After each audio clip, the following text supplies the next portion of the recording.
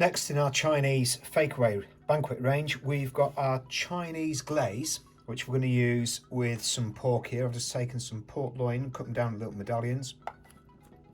And we've also got a little bit of vegetable to go through there, some green beans, some mange tout, some peppers and some baby corn. Now I'm going to do two different types of pork with this Chinese glaze. We're going to do it as a stir fry style dish here, and then I'm going to show you it doing it on a mini joint of pork, so that we create that like Chinese char siu style pork, which you could use with noodles or even offer just as part, even an alternative Sunday roast.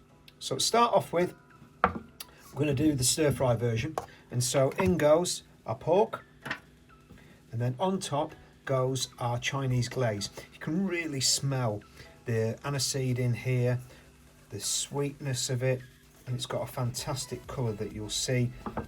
As we started to incorporate it all together, again, same as before, make sure you really do give it a good mixing around and a tumbling in the marinade, and you can see straight away how it's wetting out and you're getting that lovely crimson colour on the pork and also on the vegetables. Keep mixing it around, making sure that you get it totally covered, and then just look at that, look at the colour on it. It's going to stand out really well, and this is a great offer just for a simple stir fry solution to give your customers for that Chinese Fakeaway banquet another choice. Okay,